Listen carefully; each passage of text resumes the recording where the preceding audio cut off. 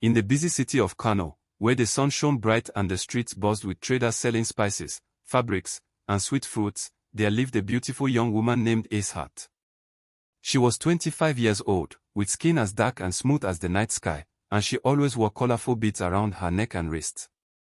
Her girly headscarf was tied perfectly, making her look like a queen. Aishat was a Muslim, and her faith was very important to her. Not far away, in the Igbo part of the city, lived a handsome young man named Christopher. He was 30 years old, tall, strong, and always dressed in his traditional Igbo attire, with coral beads around his neck. Christopher was a Christian, and his family was well respected in their community. The day they met.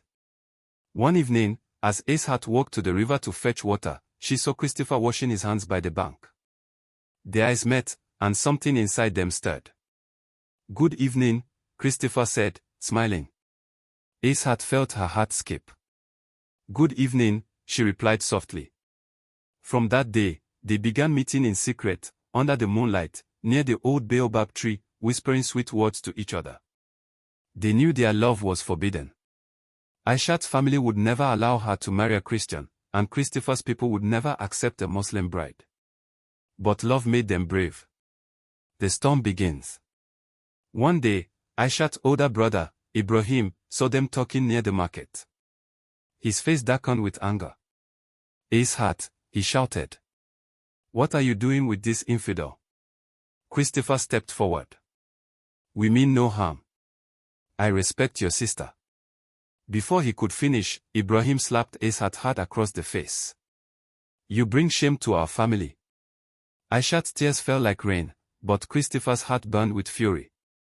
He wanted to fight, but Aishat held his hand tightly. "No, violence will only make it worse," she whispered. The betrayal. That night, Christopher's father called him. "My son, I have found you a good Igbo wife. You will marry her next month." Christopher's heart stopped. "Father, I cannot. My heart belongs to Aishat." His father's eyes turned cold. "If you choose that Muslim girl over your family, you are no longer my son." Christopher was torn. His family's honor or the love of his life.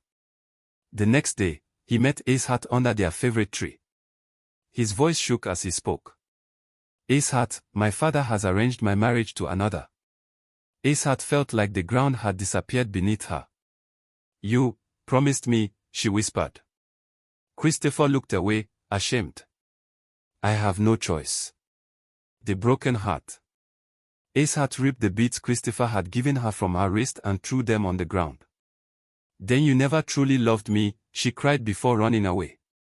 Days passed, and Christopher felt empty. He couldn't eat, couldn't sleep. Everywhere he looked, he saw Aishat's face. Meanwhile, Aishat's family, wanting to protect their honor, arranged her marriage to a wealthy merchant, a man she did not love. The final choice. On the day of Aishat's wedding, the whole town gathered. Drums played, women danced, but Aishat's heart was heavy. Just as the ceremony was about to begin, a loud voice shouted, "Stop!" Everyone turned. It was Christopher, sweating and breathless, as if he had run for miles. "Aishat," he called. "I was wrong. I choose you over my family, over everything." The crowd gasped. Aishat's father stood up, furious. "How dare you interrupt this sacred day?" But Aishat looked into Christopher's eyes and saw the truth. He loved her, truly. Without a word, she untied the bridal beads from her waist and let them fall to the ground. Then, she took Christopher's hand. Together, they ran away from the angry shouts, away from tradition, into the unknown. A new beginning. No one knows where they went. Some say they moved to a distant village where love mattered more than religion or tribe. Others say they built a home where both Christianity and Islam were respected. But one thing is certain, their love was stronger than the storm that tried to break them.